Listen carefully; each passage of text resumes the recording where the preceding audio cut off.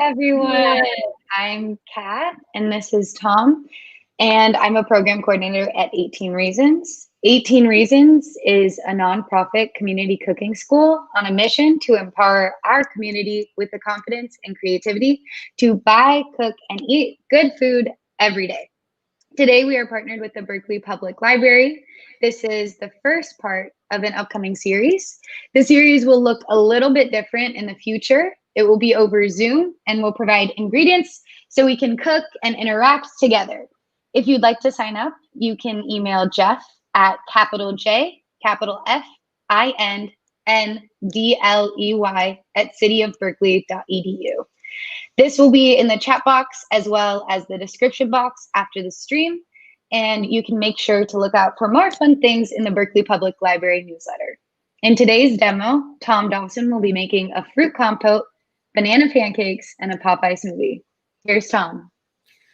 And I'm not this much bigger than Kat in real life. It's just it's just YouTube Live. Hi everybody. So this is different than cooking shows or cooking videos or cooking things that you see normally. 18 Reasons is part of a program called Cooking Matters, and Cooking Matters is something that helps to remove barriers that people have to cooking and eating healthy food in their houses. So a lot of times people are facing different challenges. Some people grew up feeding a family of 6 and now it's just them. Sometimes it's people that have different hours than their partner. Sometimes it can be just like money is tight. We're in a tough time right now. So when we're teaching these Cooking Matters lessons, we're not going to use any fancy ingredients or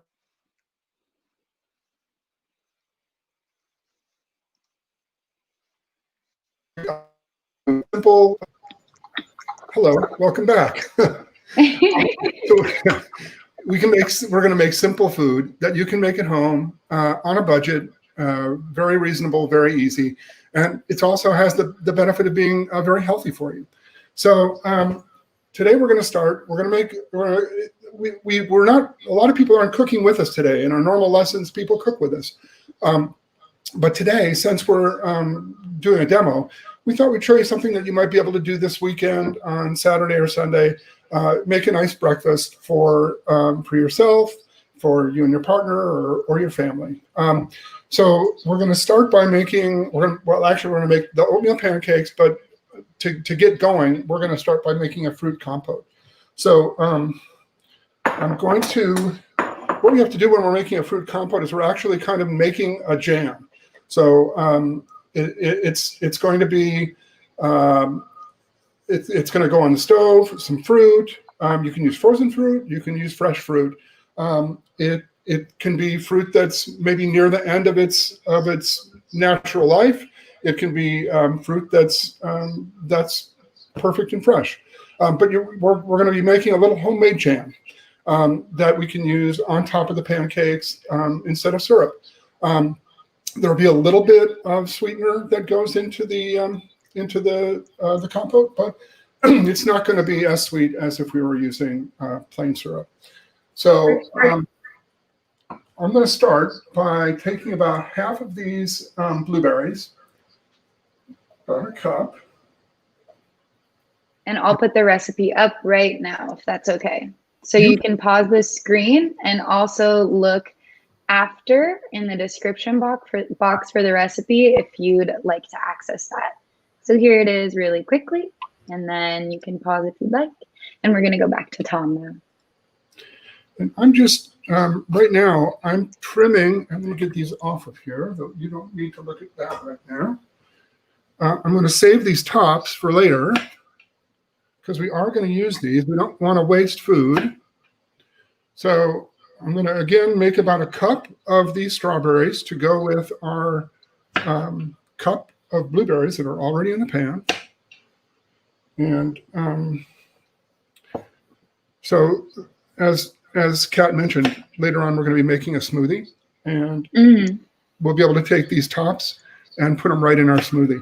So this strawberry, I don't know if you can see it on here or not, but it's getting close to, it's giving those signs that it's about ready to go. It's not a problem for this because, again, we're not trying to make like some dish with pristine looking fruit. We're making jam. So it's going to end up being cooked down anyway. And they're a little sweeter too, right? Yeah, that's the benefit is that we're using like fruit. I got this from the bargain room. So it's, I knew that it was at the peak of ripeness, but also on the verge of going off, and there might be some that were soft. But that's good. For what also, quick interruption. I think I got Jeff's email wrong. It's jfindley, FINDLEY at cityofberkeley.info instead of .edu. So make sure you use the .info instead. But I'll put that in the description box, and it's in the chat right now. I was wondering for a second, did the city of Berkeley buy the university or? Oh, it's the after college. I think everything has edu at the end of it. All right, so I've got about a cup of berries here. I'm going to add them to my pan. And what heat is your pan on right now, or is it not on any heat at all? Yeah, I'm about to turn it on. So let me. Okay, you can see a little bit of it from there. Yeah. So I'm going to turn it on pretty like medium low. And I'm going to take a lemon. I love lemon. I love using fresh juice, fresh lemons and limes and things. And I'm just going to squeeze that right into my pan.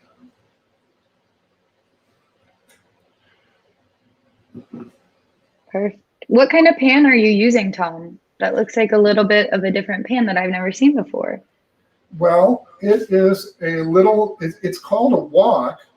I'm a bargain shopper, so I saw this pan on sale for a ridiculously low price, and it fits a lot of needs in my kitchen. So it is like a wok, but you could never use it to wok food because it's so small. But it's a great little kind of saucepan with like a flared edge rather than a straight up edge. So it's workable. So I have added to this pan the juice of that lemon. The recipe calls for 2 teaspoons. I didn't measure. I just kind of went for it. I didn't measure my cups of berries. I just kind of went for it.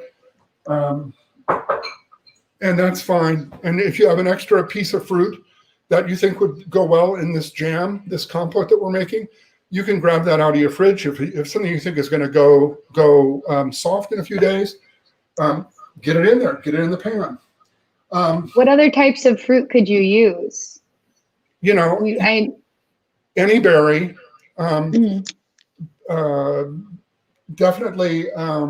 Let's see. For me, my mind just always goes to like strawberries as your base fruit with this.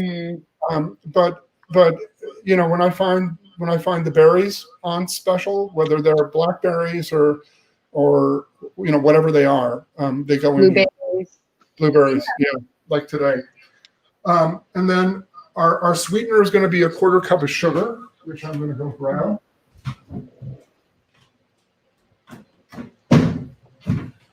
So the recipe calls for a 1/4 cup. We've got really sweet fruit, so I'm not going to use a 1/4 cup. I'm just going to use maybe half of that. I'll taste it as we go. If it tastes a little sharp, I may add a little bit more sugar, but I don't need any more sugar than I can help. Perfect. Is that because the fruit has those really great natural sugars? It's because it's because the fruit has great natural sugars, and because I'm trying to take off the 10 pounds I put on the first 2 months of the quarantine. So I don't need to be adding any more sugar to my life at this moment. The fruit compote is a good in between then. It adds a little bit of sweetness and a little bit of freshness. I'm excited to see how it turns out. So let me get it started here. So we're starting, the pan is starting to get warm. Let me see if I can bring you over.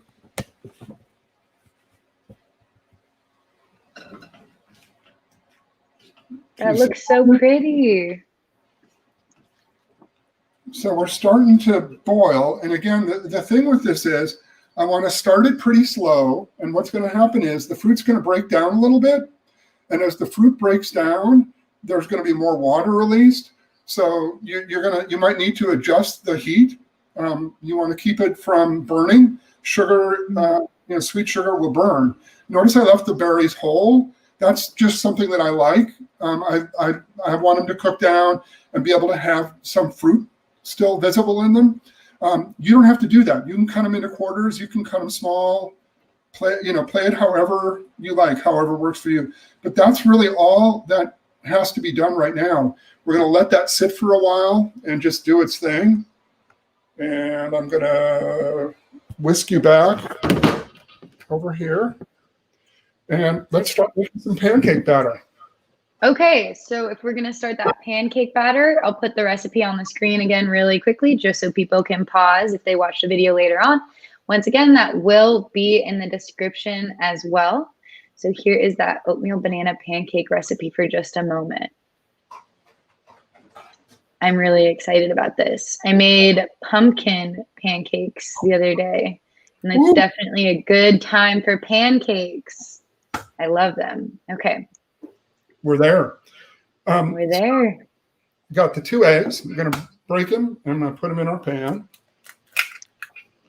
I kept my eggs in the fridge till the last minute. I know people have different opinions about refrigerating eggs. I like to keep them refrigerated. And what we've been taught in our kitchen by our chef at 18 Reasons is that you don't take any chances with food that you're going to serve to other people. If you want to go and take chances and eat stuff from somebody off the street, go for it. But and he would, but he tells us that when we're making food for other people, you got to be 100% safe. So I got some chilies and eggs from him the other day. They were delicious. I love them. Ooh. Yeah, our chef Mike can really cook. So So can you, Tom. What? So can you. I'm no Chef Mike, though. I'll tell you that. I watch him in awe. He's really good. Maybe we can get him to do a guest appearance in one of these classes as we go on. All right. So it doesn't have to be fancy. Just trying to get them blended together so we don't have any, obvious whites or yellows.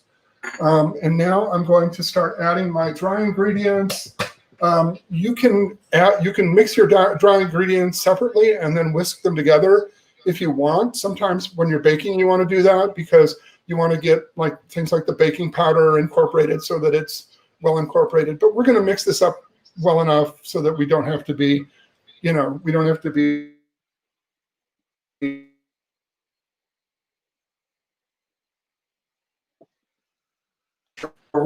third amount of oatmeal when we only need half a cup. But this is $2 worth of oatmeal from the bulk section. I love the bulk section. Love the bulk section. So we're adding half a cup of the oats, and then we're going to add half a cup of whole wheat flour.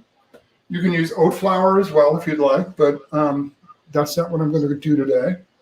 Then a half teaspoon of salt.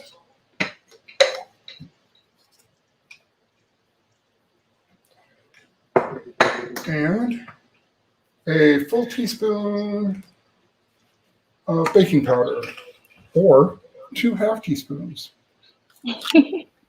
Could you add other spices in there if you like them? Like maybe some cinnamon for some fall flavors, or you could do vanilla, I'm assuming, right? You can flavor these things kind of any way you want. They're pretty they're flexible. Again, we're using Ooh, I want to take you over and show you this compote. Ooh, okay. That looks so good. I can really tell the berries are breaking down. So you see the size of those bubbles, right? That's a sign that I got to turn this heat down because it's getting, I want those bubbles to kind of get a little bit, like slow down a little bit, get a little bigger. I want these strawberries to release some of their water, which they have yet to do. So giving them a stir around in the pan. And then we're just gonna, I'm gonna let them sit now as we're making this batter on lower heat. All right, so let's go with, this is, I don't know if anybody uses these, this thing that looks like a giant, giant cheap fork. This is I think of my grandmother every time I use this. This was like her go-to kind of tool for everything in the kitchen. I have one of those too. I think of my mom every time I use them. Yeah. Uh-oh. I always wondered what it was for. You didn't know what it was for? No, I didn't. It's just in my kitchen and I'll just use it whenever, you know, it seems fitting, but I never knew what it was for. It's for everything, if you ask my but okay, so this is, now we've got the dry ingredients mixed in with the egg, but you notice how tight that dough is, right? It's really thick. Right, but what we're going to do to loosen it up is we're going to take these 3 bananas, and again, you know, a banana is not a unit of measure, even though it is in this recipe. The recipe calls for 2 to 3 bananas. You know, we're going to just, we're going to play it by ear, right? So when I first made this recipe, embarrassing fact, I did not read the recipe as carefully as you should. That's rule number 1 in cooking, is to read the recipe from beginning to end, and I failed. And I cooked these pancakes with, I was used to banana pancakes where you take slices of banana and put them in the pan. And I took the bananas and I put them in slices. Slice them up. Batter. Like, these pancakes make no sense. They are not doing what pancakes are supposed to do. It was I like it. It was awful. Does it matter how ripe the bananas are? Yeah, I mean, they have to be ripe enough to be soft, because I'm now going to mash them and kind of mash them into the dough. You could use them. You could use them when they were, you know, pretty much brown, and that would be fine. But you just don't. That's a great way to use them. Yeah, you don't want to use them at a point in which they're too hard to do this to, right? Because if we can't mash them, then, you know, we're not in business. And could you mash them before you put them in the bowl, or is it easier to just do it all in one bowl? I'm doing the, I don't want to make too many dishes dirty approach, and just make. I like that approach. The thing about cooking is there are some rules that you can't mess with. There are some things that you just can't change. But there's a lot of room for you to be creative, for you to express your personality. If you don't mind, if you want your kitchen to look like it's the set for a TV show for a famous chef, you can set all your bowls out with all of your ingredients pre-measured and just sit there and go, and, you know, get home. If you're, you know, you still should have your ingredients kind of together. The whole concept, you know, the concept of mise en place? A little, yeah. You know, I think that is one of my, or not a little, I think it's one of my favorite things to do when I'm cooking, because it makes the process so much more enjoyable. Yeah, I find that there's really no, it just takes so much of the pressure off. If you really, you're doing mise en place, that means you've read the recipe, right? You've really thought it through. I don't know how many times you've done this where you started making something and then realized that you didn't have an ingredient that needed to be added after 3/4 of an hour of cooking. But again, embarrassing admission. It has happened to me. So it happened to me last week with cocoa powder. I didn't have enough cocoa powder, and I was like, oh, should have looked. But for everyone, can you, Tom, describe a little bit about mise en place? What does that translate to? Given that my French is non-existent anymore, you need to be able to speak like a tiny bit of French, but not really ever very much. But the concept is about preparing, being fully prepared before you go, right? So everything in place. And if you go through your recipe, you go through your ingredients, you have your ingredients there and washed, and if the onion is supposed to be diced, you dice the onion. Everything ready to go for you to begin cooking. So before you apply heat to the pan, you have everything ready. Everything's done. It as a concept, it's great because it forces you, like I said, it forces you to read the recipe, forces you to think through it, it forces you to be prepared, and then get going. You can focus on the things that you have to focus on when there's massive amounts of heat on your food. Or two things going at once, like the fruit compote. Which I'm now going to bang you in. There it is. Look at that. I can see the strawberries are breaking down a little bit. Yep, they're starting to get soft, and you can start to see kind of around the edge of the pan. There's some blue. We're getting the fruit's breaking down, and it's turning into that jam. There are natural pectins in the fruit. It's much more watery now than it was before. So I'm now going to press that heat back up. Right? Okay. So here goes the heat back up a little bit. So you're just adjusting the heat based on what you're seeing right now, and what you're watching out for is the water?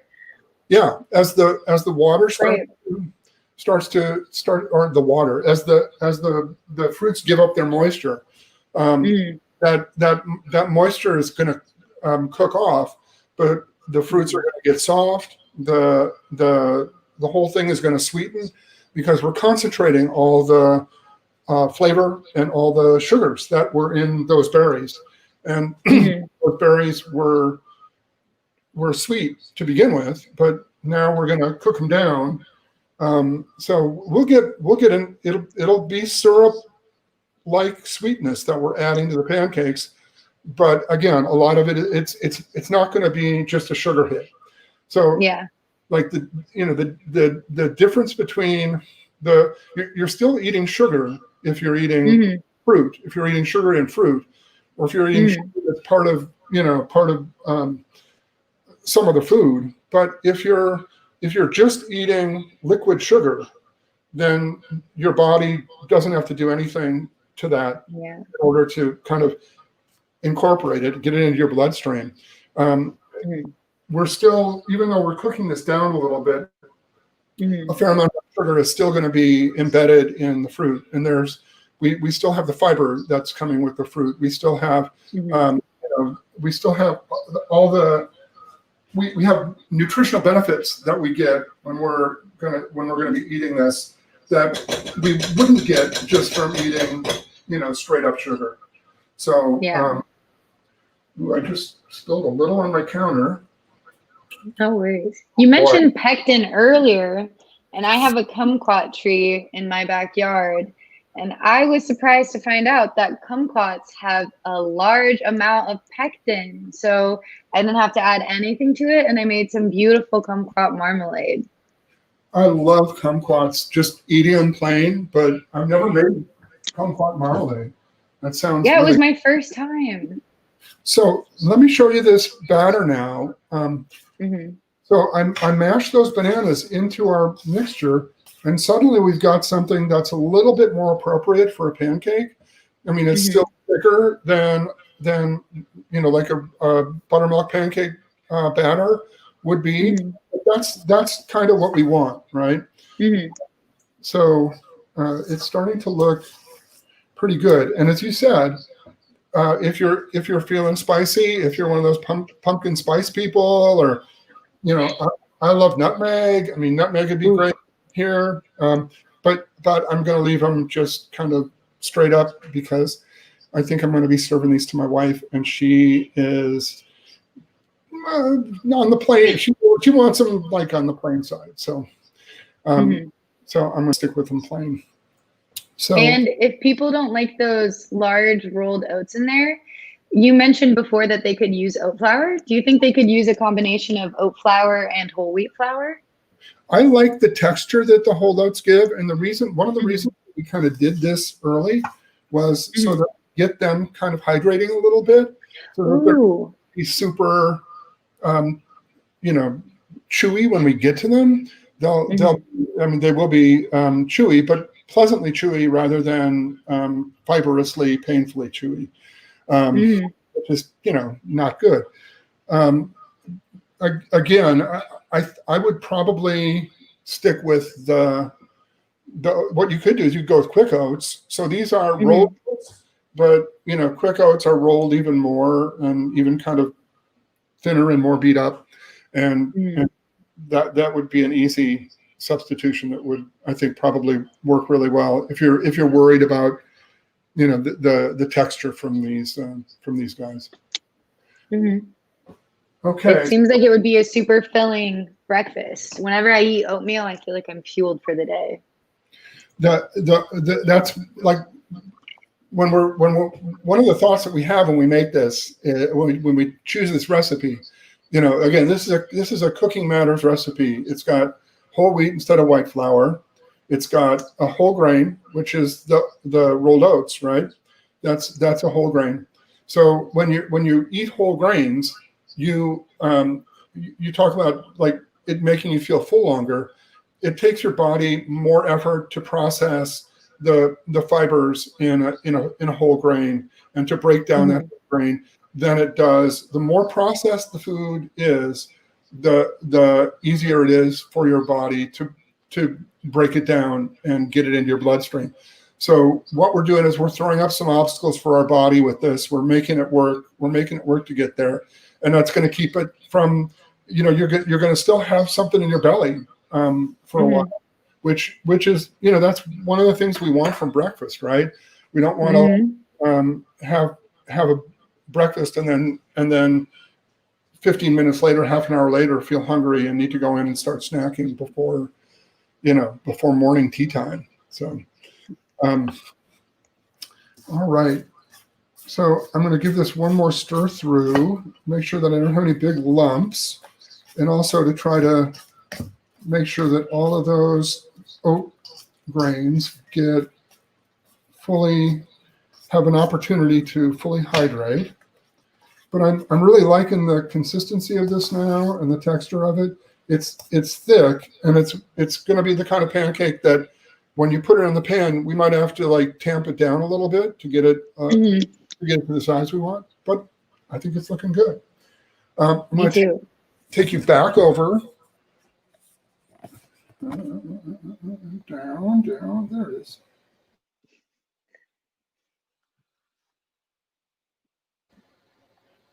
So you can see the berries are broken down even more. They're still whole, they're still around, they're still visible, but I think we're getting to a pretty good place here. And you can kind of tell by the way those bubbles look that Mhm. we're starting to thicken up a little bit. So put this back. I'm going to give this a quick stir. Perfect. I want to get those berries immersed on both sides so that we get Mhm. softness kind of on both sides. That sounds good. I like to add zest to mine too. So if you want to use more of the lemon, you can always add a little bit of zest if you like a little zing. I like that idea. So when you do this, are you going to put it on your cutting board and then chop it down after you zest it, or are you just going to toss it in? What I learned about zesting is a great trick. I just got my first microplane, and you hold the microplane the other way than you would think, and I just roll into the microplane so it catches it all.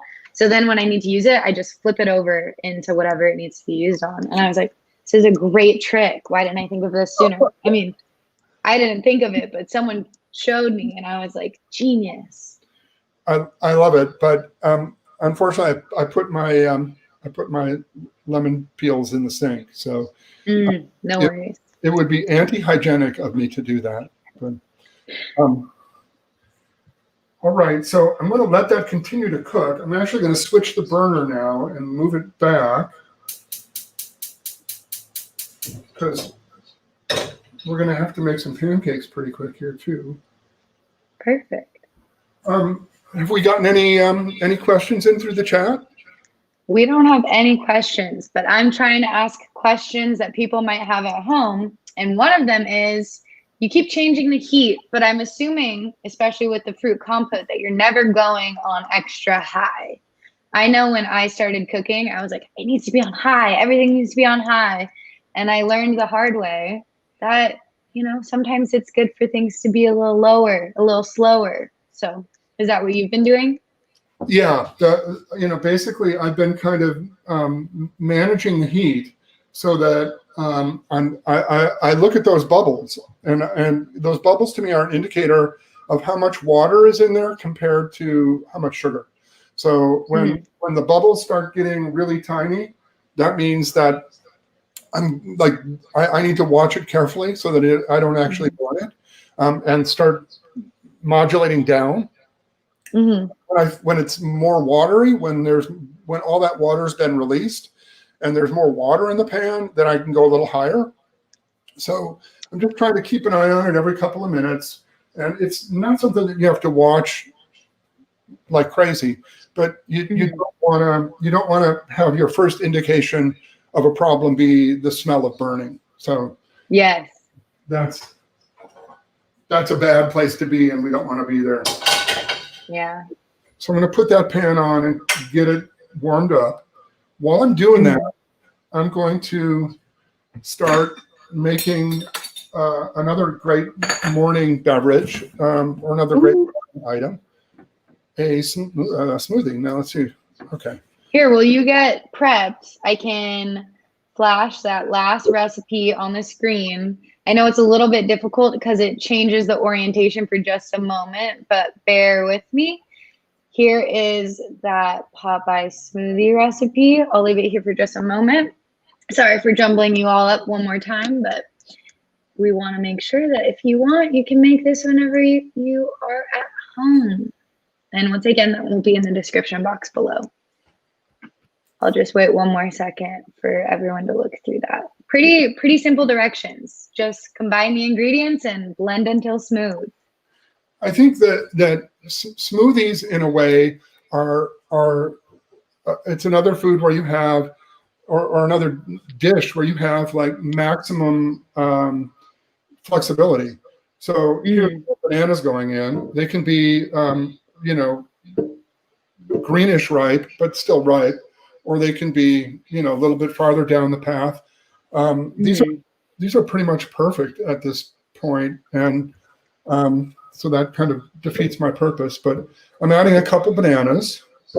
And Tom, someone said it looks delicious. Yay! Good to hear. It's great. So I've got a couple bananas in there, and then with my very careful mise en place,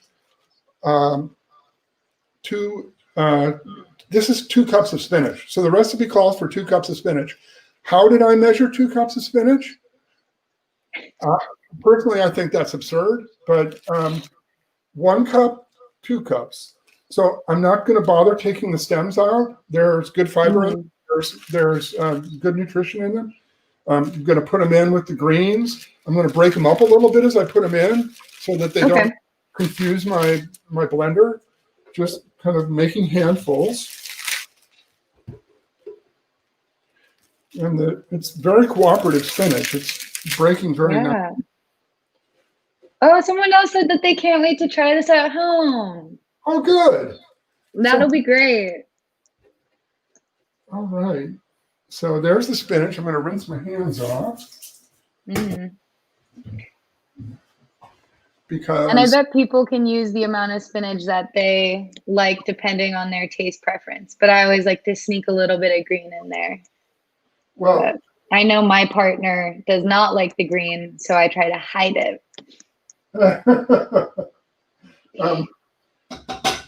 the fun thing about it, in the before times, we used to do these classes in person, and I loved being in families classes with I'd bring the kids over to one table, and there'd be like 8, 10 kids, and then at the other table there'd be 10, 15 adults, and I would make some stuff, and they would see what I had laid out to make a smoothie with, and they'd go, I'm not eating that.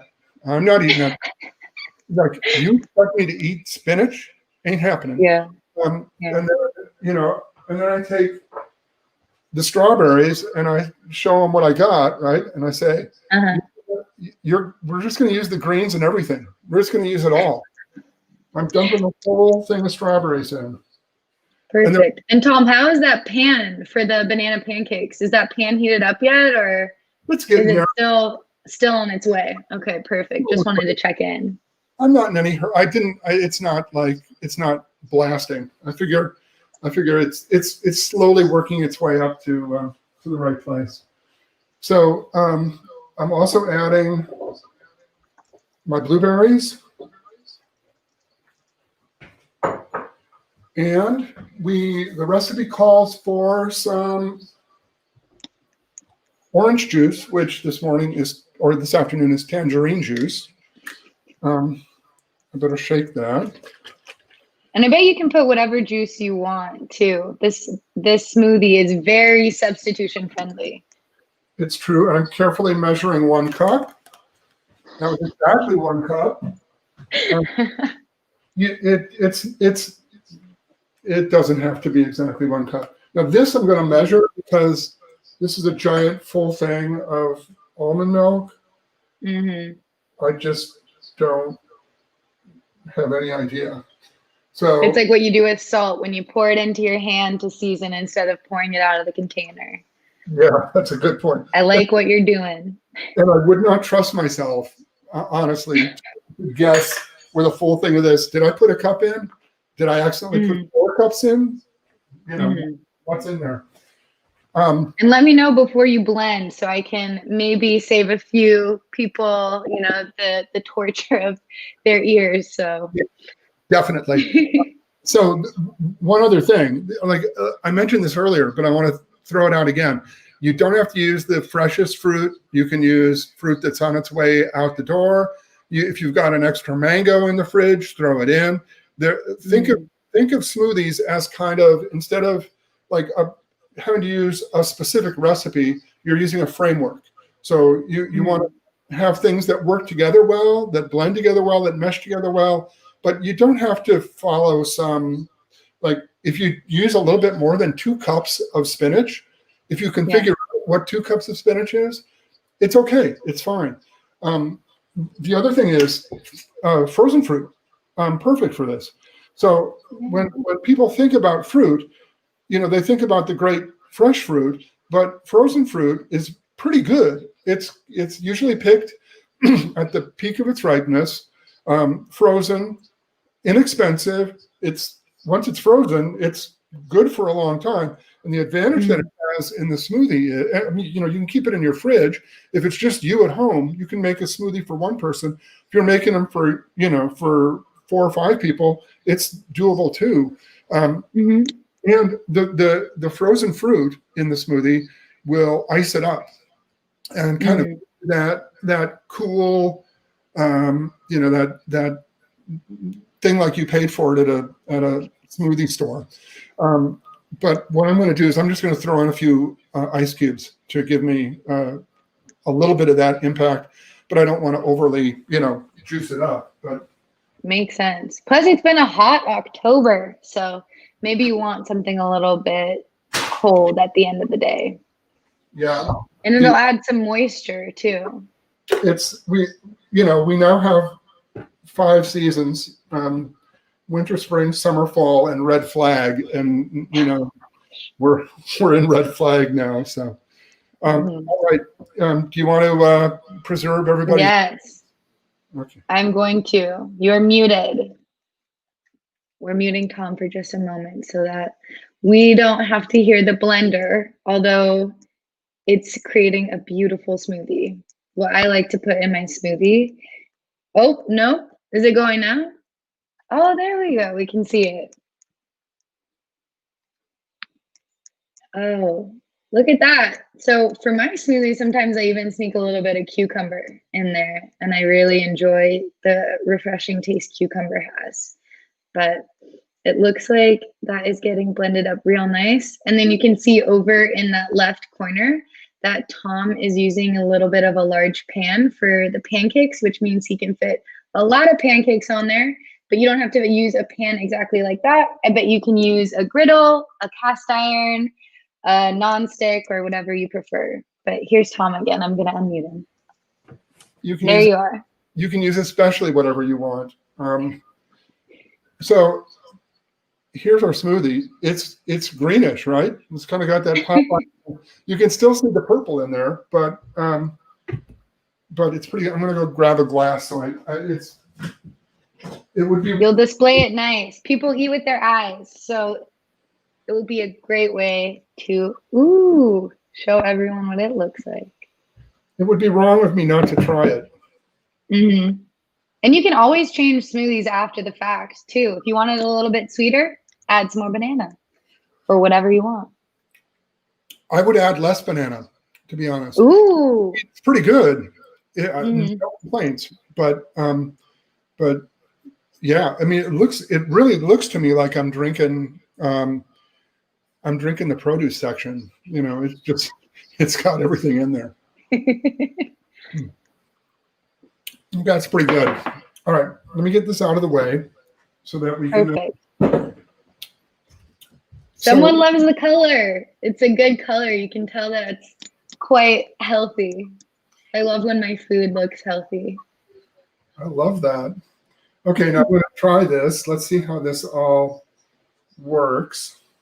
Here, I'll remove that one just for a second until we get it situated so we can see those pancakes cook. Yeah. And then, Tom, with these oat pancakes, I know with normal, like buttermilk pancakes or traditional pancakes, you get those little bubbles. Are we going to get those with these pancakes, or will it look a little bit different? We'll get an aspect of those bubbles. It won't be exactly the same, but we'll get some. Okay, well, all right. The cutting board is now on the stove, but it's not really. It could be better. Could be worse. Here.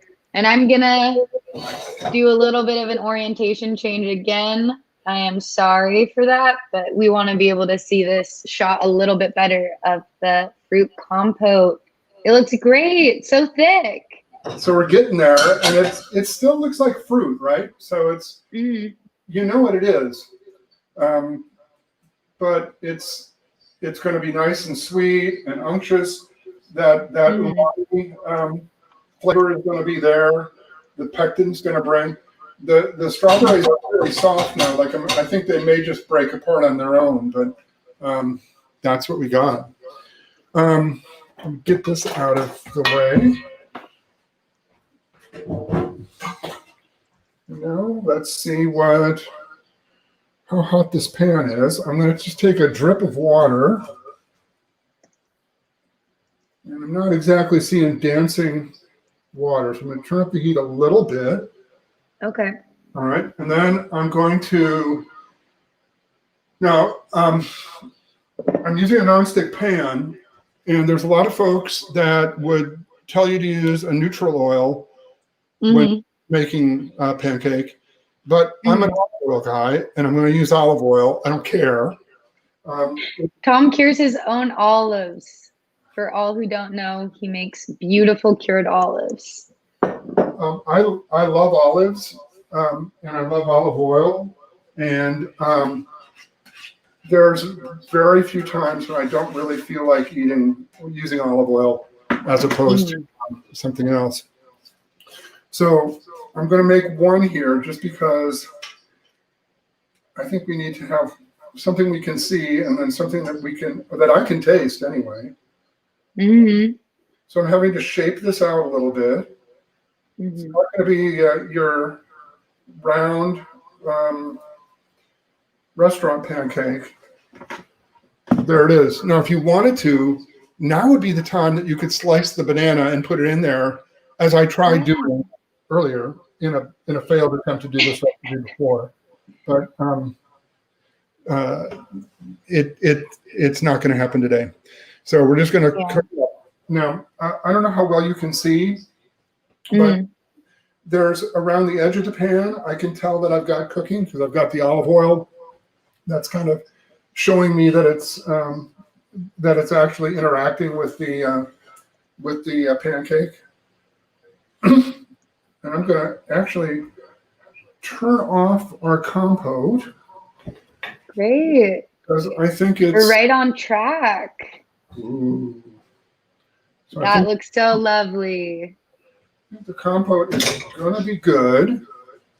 Me too. Now, you asked if there were going to be bubbles in the top. I honestly, I don't think that there are going to be bubbles in the top. There might be, but I think if we start seeing bubbles in the top, I think that we may have cooked it too far. So okay. I'm not using a lot of heat. It's pretty much medium low, but it's okay. I'm starting to see some bubbles on the top. Great. So it becomes like a thing of trusting your eyes. You don't want it to cook so much that when you turn it over, you don't brown the other side, but you also don't want to cook it too little because nobody wants the inside of their pancake to be mushy. So. Perfect. I think someone said that they were learning so much because that tip that you gave about those oat pancakes was really helpful, that they act a little different than maybe your traditional pancake. So always good tips. Oh, good. Have you ever tried making fried bread? No.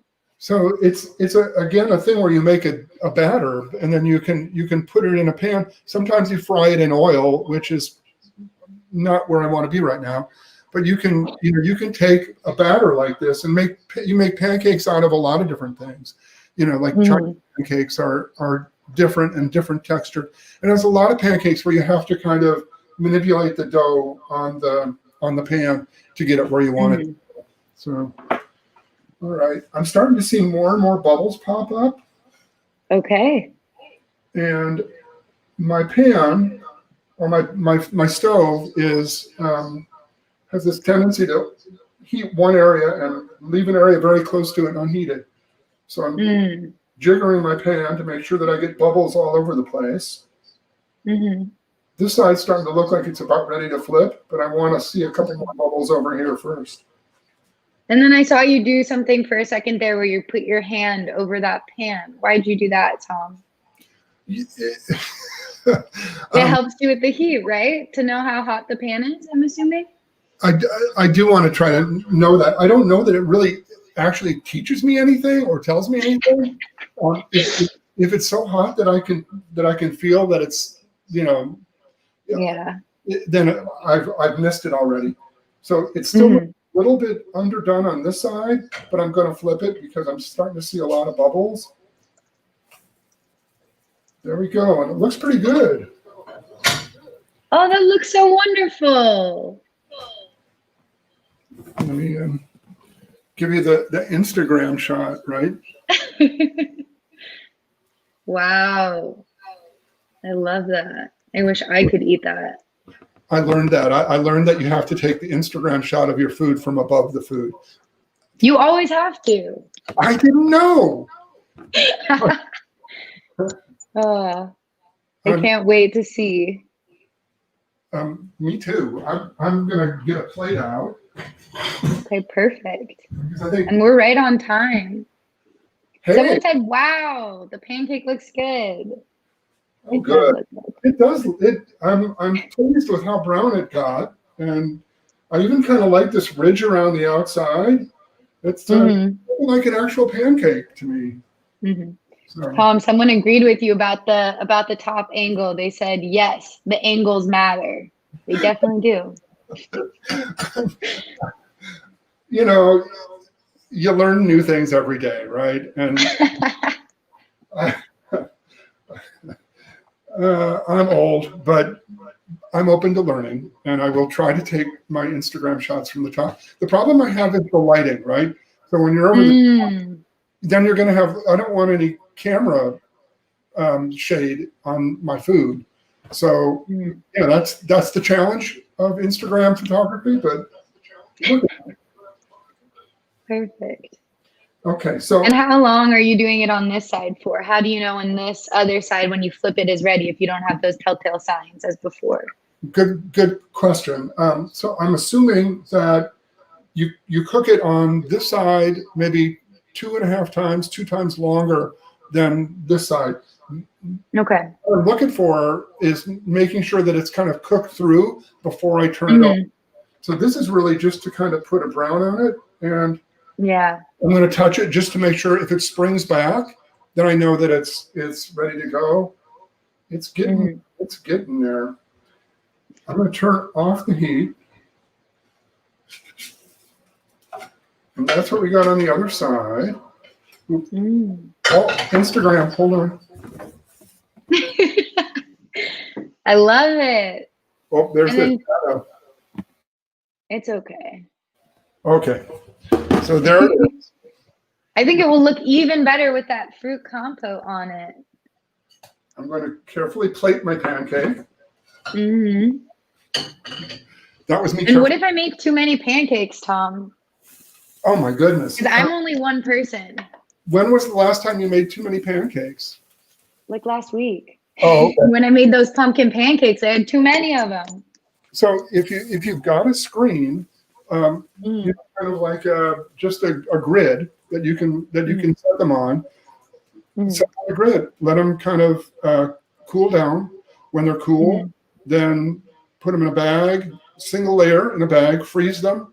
Once they're frozen, then you can kind of stack them in the bag. So, you know, just make sure that they're frozen before you bag them with other pancakes. Sometimes you can, if you want to, you can put them in sooner. Just take a piece of parchment paper and cut it in squares and stick them in between your pancakes. Pancakes and waffles freeze really well.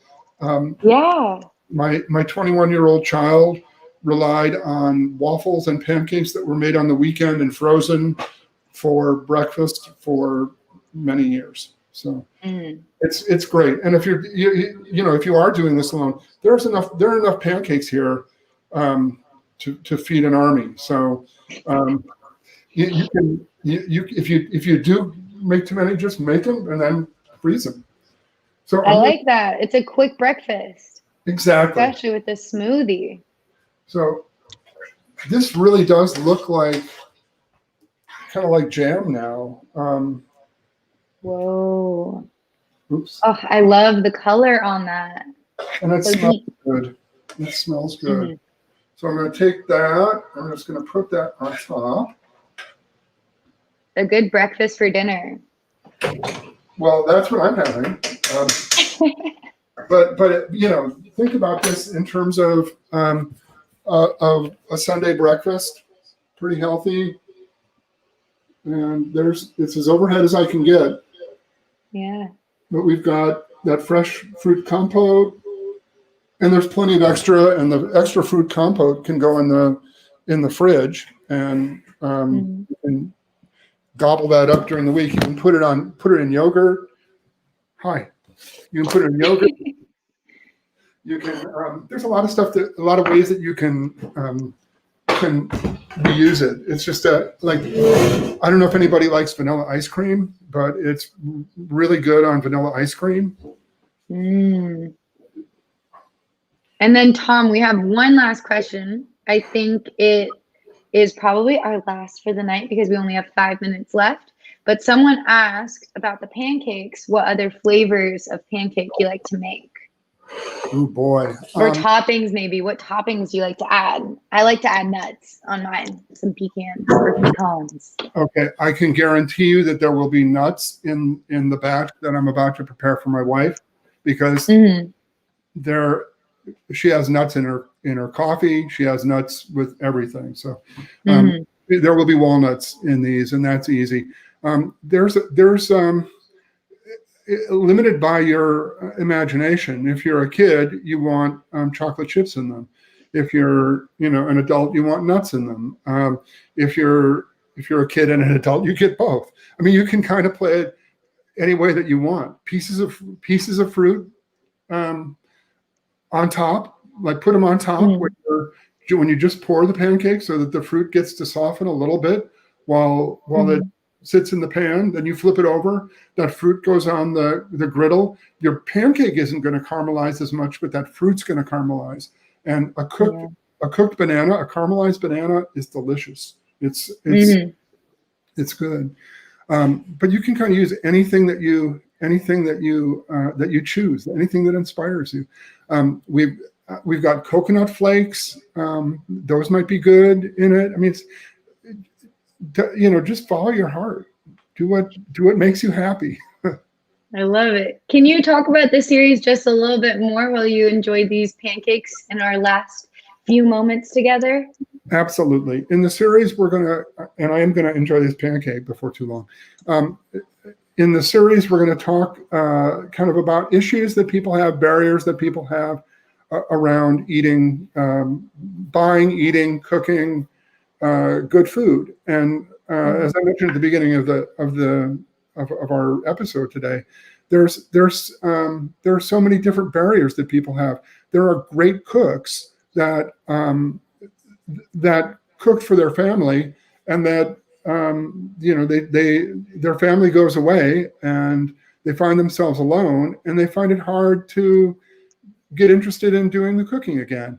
Sometimes when we've had people in classes who are new to the country, and their kids are going to school and they're eating American food at school, and they're eating with their friends, and they like to eat American food, and they go home and their parents are struggling to learn how to cook the food that their kids now like.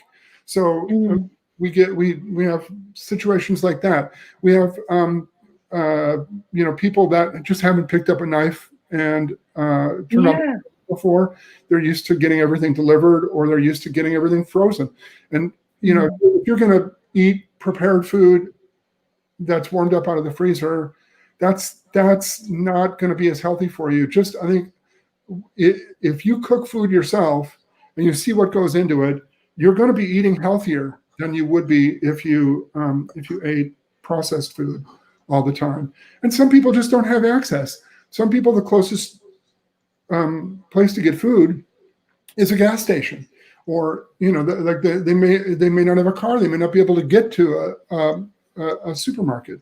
So you want to try to think of ways that people can use, like build up a pantry, and not have to go to the store all the time, not have to go as often, but still have good food in the house that they can cook. And then when they do go to the store, they go nearby, they find places that they can get fruits and vegetables from, that they know what to do with them. That's the kind of stuff that we do in the class. We really, it's as simple as trying to help people to overcome the obstacles to eating healthier and to cooking their own food, because it's delicious. It's delicious. Okay, well, we're finishing right on time. Tom, how does that taste? It's really good. I'm glad that I cut the sugar down. Got a lot of sharpness from the lemon. The fruit's like all there, but it's not super sweet. And it's sweet. It's definitely sweet, but it's not. I don't feel like I'm doing myself any harm. It's tasty. Perfect.